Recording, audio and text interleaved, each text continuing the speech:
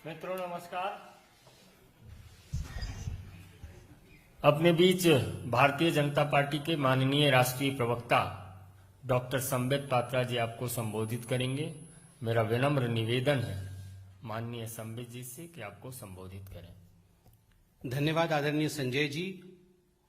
यहाँ बैठे सभागार में सभी पत्रकार बंधुओं को बहुत बहुत धन्यवाद कि एक शॉर्ट नोटिस में आप लोग सब यहाँ आए। और आज मैं बताना चाहूंगा कि ये जो प्रेस वार्ता है ये जन साधारण के लिए बहुत महत्वपूर्ण प्रेस वार्ता है। खास करके आप जानते हैं हिंदुस्तान और पूरा विश्व कोविड से लड़ रहा है और आज हिंदुस्तान जिस प्रकार से सेकेंड वेव से लड़के वैक्सीनेशन के माध्यम से आगे बढ़ रहा है, कुछ ऐसी राजनीतिक पार्टियां हैं और खास करके कांग्रेस पार्टी जो इस वैक्सीनेशन ड्राइव को डिरेल करना चाहती है, भ्रम का वातावरण तैयार करना चाहती है, भ्रम फैलाना चाहती है वैक्सीनेशन को लेकर, उस विषय में यह प्रेस कॉन्फ्रेंस है। बंधुगण, आज कांग्रेस पार्टी ने एक महापाप किया है। मैं इसे महापाप कहूंगा क्योंकि जिस प्रकार का भ्रम कोवैक्सीन को लेकर, जो भारत में निर्मित वैक्सीन है, कोविड का वैक्सीन है, उसको लेकर जिस प्रकार का भ्रम आज कांग्रेस पार्टी ने सोशल मीडिया और प्रेस कॉन्फ्रेंस करके उनके प्रवक्ता ने फैलाया है, ये महापाप है। अपने इस प्रेस कॉन्फ्रेंस में पवन खेड़ा ने जो बाइट उन्होंने दिया है टीवी में, और खास करके गौरव फांडी जो कि कांग्रेस पार्टी के नेशनल कन्वीनर हैं उनके सोशल मीडिया के, उन्होंने ये आक्षेप लगाया है कि जो कोवैक्सीन है उसमें गाय के बछड़े का सीरम होता है, उसमें गाय के बछड़े का खून होता है। मुझे बताते हुए बड़ा दुख हो रहा है कि जब हमने ट्विटर के माध्यम से, जब हमने सोशल मीडिया में इस प्रकार के प्रचार को देखा तो उसमें यहां तक बातें की गई थी कि काउ स्लॉटर करके, गाय और बछड़ों को मार करके ये वैक्सीन तैयार किया गया है। इस प्रकार का भ्रम कांग्रेस पार्टी फैला रही है। इससे पहले कि मैं कांग्रेस पार्टी के सत्य को उजागर करूं, मुझे लगता है भारत की जनता के लार्जर इंटरेस्ट के लिए इस भ्रम को त्वरित खारिज करना चाहिए और जो वैज्ञानिक विधान है उसको भारत के जनता के सामने तत्क्षणात रखना चाहिए ताकि किसी के मन में अगर रत्ती भर का भी कोई संशय आया हो तो वो संशय मिट जाए। पहली बात तो यहां भारतीय जनता पार्टी स्पष्ट करना चाहती है, और एक पॉलिटिशियन होने के नाते नहीं और केवल एक डॉक्टर होने के नाते भी नहीं, जो साइंटिफिक कम्युनिटी ने और जो हेल्थ मिनिस्ट्री ने अभी क्लैरिफिकेशन दिया है इस विषय को लेकर, वो क्लैरिफिकेशन पब्लिक डोमेन में मौजूद है और स्पष्ट रूप से ये क्लैरिफिकेशन और साइंटिफिक डोमेन आज हिंदुस्तान का कहती है कि कोवैक्सीन में कोई बछड़े का सीरम या गाय का खून नहीं है।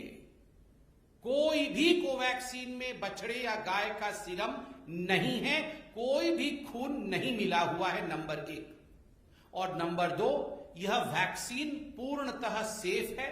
इसमें किसी प्रकार का कोई अपभ्रंश, जिस प्रकार का एक कम्युनल एंगल देते हुए इसे अपभ्रंशित करने की कोशिश की जा रही है, ऐसा कोई अपभ्रंश नहीं।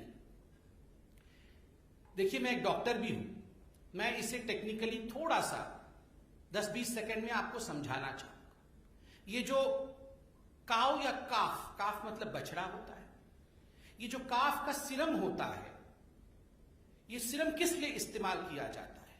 ये एक लॉन्ग स्टैंडिंग ग्लोबल प्रैक्टिस है। कई वैक्सीन में, पोलियो की वैक्सीन में, रेबीज की वैक्सीन में, इन्फ्लुएंजा की वैक्सीन में, इनिशियल तौर पे ये सीरम इस्तेमाल किया जाता है ताकि जो वेरो सेल्स हैं, जिस सेल में वायरस को रेप्लिकेट कराना है, उस सेल को एनरिचमेंट, अगर मैं साधारण हिंदी में कहूं तो खाद का काम करता है।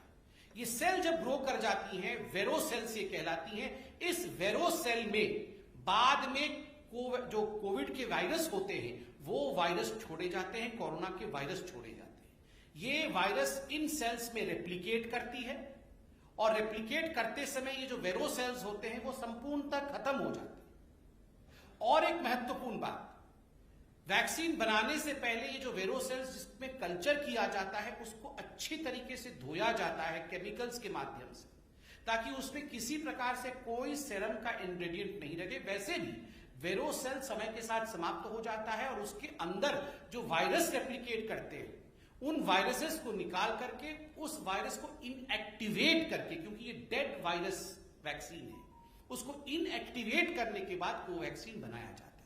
ये सारे विषय बड़े स्पष्ट रूप से टेक्निकली हमारे देश के बड़े वैज्ञानिकों ने समझाया और समय समय से समझाया। उसके बावजूद कांग्रेस पार्टी ने जिस प्रकार की उद्दंडता की, धृष्टता की, महापाप किया है, the Congress party has sinned today. ये पाप से और सिन से कम नहीं। करोड़ों लोगों को किस प्रकार से बचाना है, किस प्रकार से पूरे विश्व का सबसे बड़ा वैक्सीनेशन ड्राइव चला करके हमारे देश के प्रधानमंत्री नरेंद्र मोदी दिन रात एक करके इस काम को आगे बढ़ा रहे हैं। विश्व का सबसे बड़ा वैक्सीनेशन ड्राइव चल रहा है और कांग्रेस पार्टी का एक ही ध्येय है और वो ध्येय है Daryl the vaccination process of India.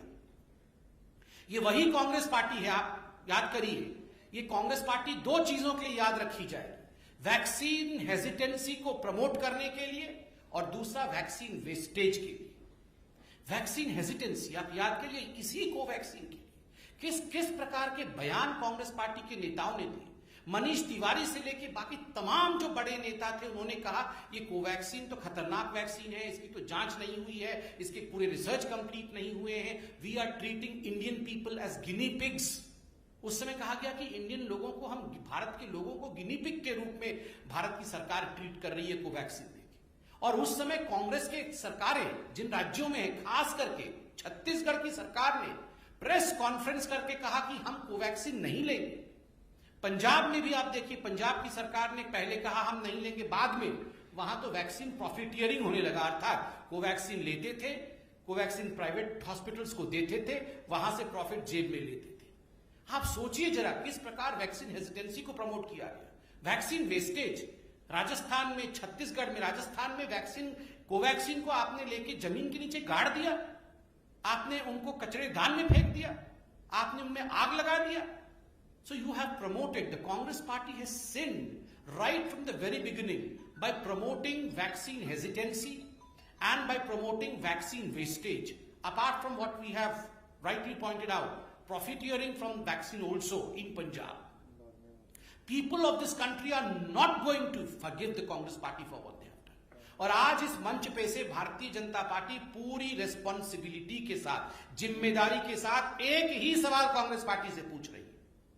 आदरणीय सोनिया जी, राहुल जी, प्रियंका जी, आप तीनों ही कांग्रेस हैं, you three are the Congress. आप तीनों बताएं, आप तीनों ने कब अपना पहला डोज लिया और कब अपना सेकेंड डोज लिया है? क्या गांधी परिवार वैक्सीनेटेड है या गांधी परिवार वैक्सीनेटेड नहीं है? गांधी परिवार कोवैक्सीन पर विश्वास करती है या गांधी परिवार कोवैक्सीन पर विश्वास नहीं करती?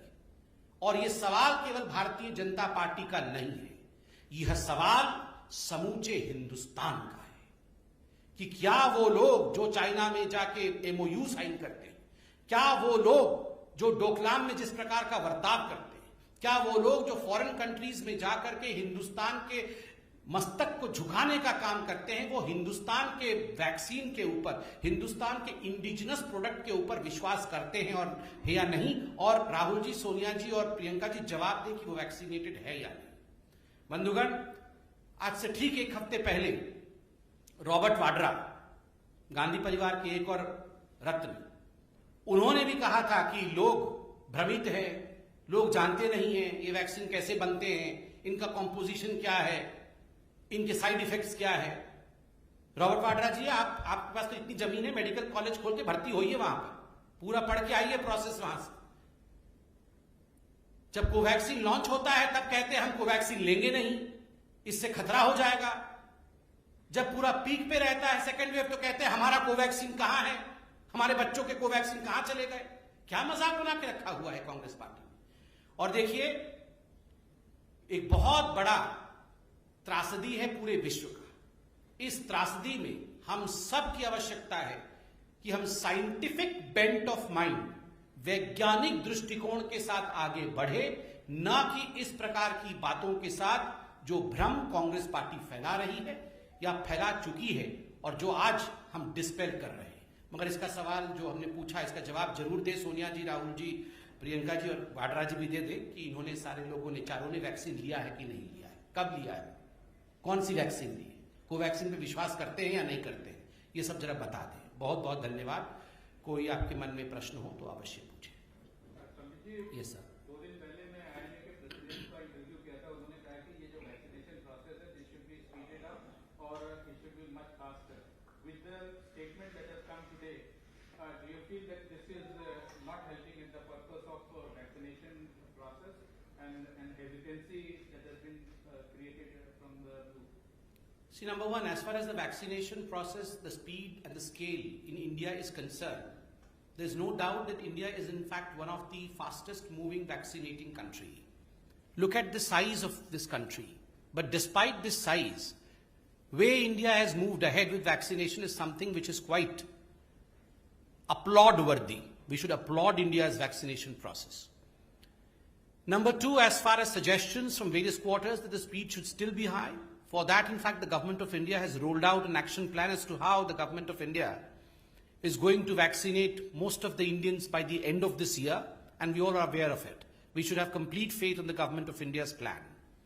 As far as promoting vaccine hesitancy is concerned, I reiterate that present day's functioning of every person in India should be with a scientific bent of mind. And of course, when politicians who are great contributors as far as influence is concerned, when they come out and speak the way the Congress politicians and some in Samajwadi Party have been speaking, remember, there was time when some politicians said that this vaccine is not an Indian vaccine, this is a BJP ka vaccine. And I will not take the vaccine. मैं तो vaccine लूंगा नहीं, जब हमारी सरकार आएगी तब हम vaccine लेंगे. And then we had slew of Congress leaders who in fact did not show any interest in Covaxin. Rather, they pointed fingers toward Covaxin. And of course, with today's statement, which is a sly attack on Covaxin, vaccine hesitancy would be promoted, which would not be fair for the vaccine drive of India. Thank you. कभी दो सवाल हैं मेरे।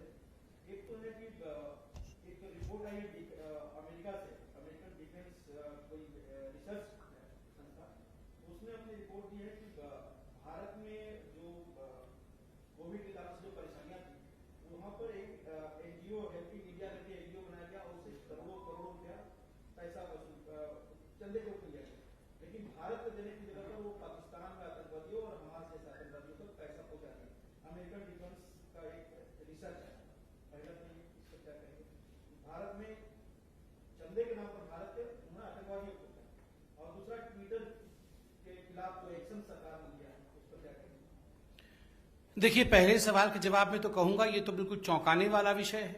जिस प्रकार से आपने अभी जी न्यूज के माध्यम से हमें बताया और बाकी चैनल भी शायद इस विषय को उठा भी रहे होंगे, ये चौंकाने वाला विषय है कि भारत में कोविड के लोगों की मदद करने के लिए अगर बहुत बड़े कंट्रीब्यूशन भारत के लोगों से लिया गया और बाद में उसको आप पाकिस्तान और खास करके जैसा आपने बताया कुछ आतंकवादी संगठनों की मदद के लिए ये पैसा डाइवर्ट किया जा रहा है, मैं बिल्कुल कह सकता हूं सरकार इस विषय का संज्ञान अवश्य लिया होगा। सरकार ने इस विषय की जांच होगी और किसी भी इस प्रकार के एनजीओ को या संगठन को बख्शा नहीं जाएगा, क्योंकि ये भारत के कानून के खिलाफ है, नंबर एक। दूसरा प्रश्न आपका ट्विटर को लेकर था। मैं सिर्फ इतना कहना चाहूंगा, आदरणीय आईटी मिनिस्टर श्री रविशंकर प्रसाद जी ने इस विषय पर गंभीरता से चर्चा भी की है, आज से पहले भी की है, इस पे आलेख भी लिखे हैं और आज उन्होंने एक सीरीज ऑफ ट्वीट के माध्यम से इस विषय को जनता के बीच में रखा है, सोशल मीडिया में रखा है। हम सिर्फ इतना कहना चाहेंगे पार्टी के नाते कि भारत का संविधान सर्वोपरि है।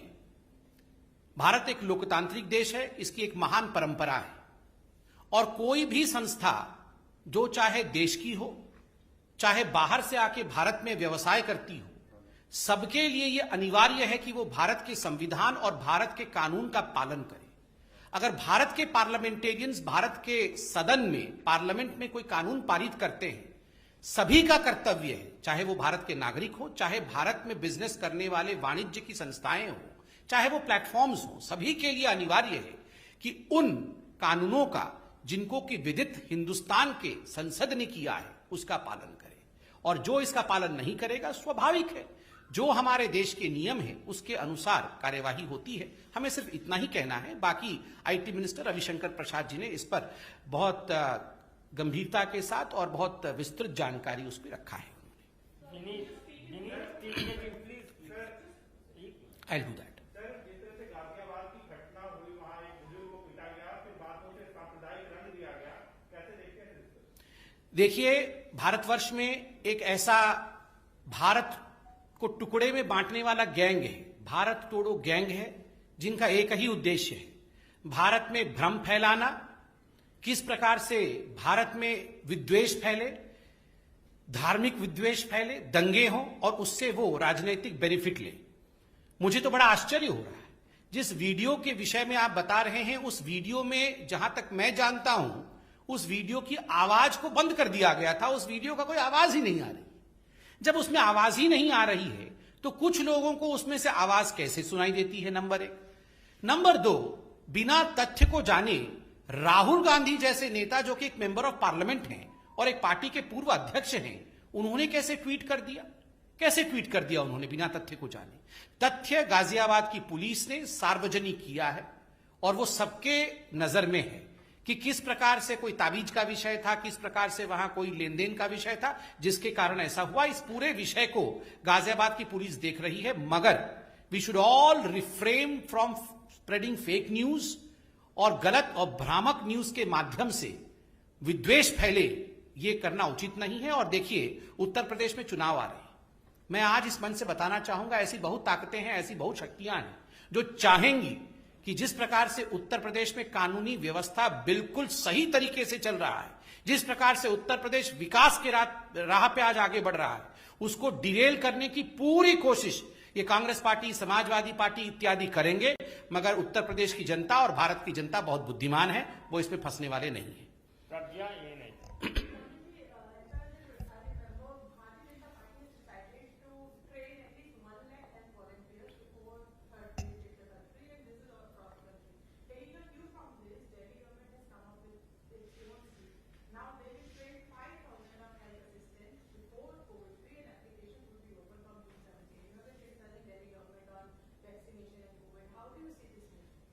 Thank you for the question, Pragya. And let me begin by thanking our National President, JP Nadda ji, who in fact recently launched this, I would say, extremely important program where more than 1 lakh health volunteers in fact would be raised across the length and breadth of this country to serve every inch of our great country for vaccination, for COVID management, etc. And this is a welcome move. I take the opportunity of thanking Nadda ji. But of course, Delhi government, you say, probably copied from this. I would refrain from saying so. It's their wish. They are also a government. They can do so. But my only suggestion to Mr.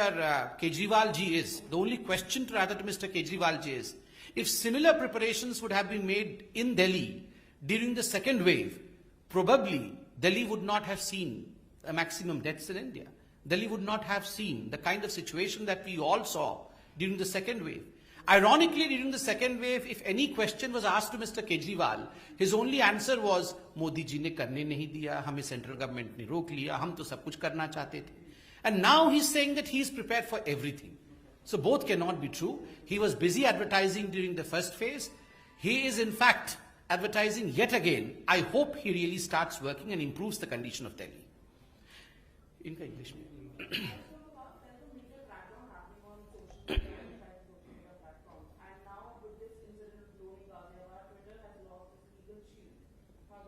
See, as far as this question on Twitter is concerned, we as Bharatiya Janata Party have limited reaction because most of the important technical reactions have been given by the respected and honorable IT Minister, Shri Ravi Shankar Prasad ji.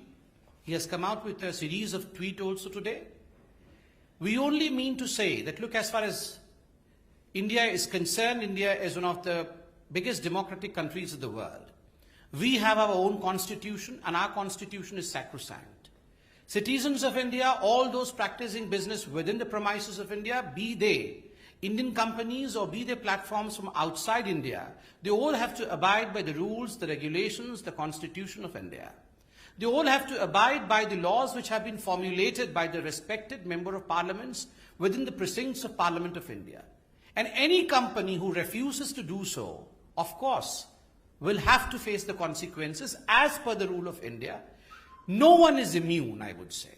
As we citizens of India, as any company, no one can say that, well, I am immune because I am something special. No one is special. The only special status is to the Constitution of India. Thank you. Himanshu Republic Yes, Himanshu ji.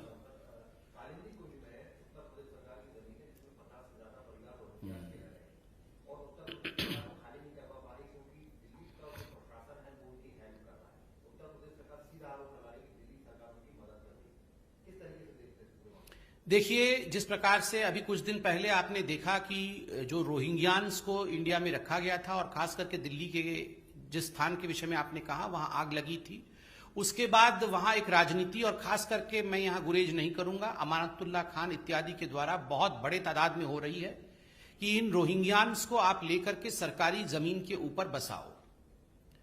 देखिए, सरकारी जमीन पर किसी को बसाया नहीं जा सकता, यह हिंदुस्तान का कानून है। और जिस प्रकार की राजनीति आम आदमी पार्टी, जो तुष्टीकरण की राजनीति आम आदमी पार्टी कर रही है, ये बिल्कुल स्वाभाविक है, ये हम सब जानते हैं। और केवल आम आदमी पार्टी नहीं, कांग्रेस पार्टी, आम आदमी पार्टी इसी प्रकार की तुष्टीकरण की राजनीति करती रही है, तभी वो सीएए के खिलाफ हमेशा से ही आवाज उठाते रहे। मैं तो इतना ही कहना चाहूंगा कि देखिए, वास्तविक रूप में अगर आम आदमी पार्टी को आप देखेंगे तो ये रोहिंग्यान भक्त है। आजकल राम भक्त बनने की एक्टिंग कर रहे हैं, क्योंकि वो कहीं ना कहीं चुनाव में प्रवेश करना चाहते हैं वास्तविक रूप में वो रोहिंग्यान भक्त। बहुत बहुत धन्यवाद। राम नारायण श्रीवास्तव जी, अंतिम। धन्यवाद।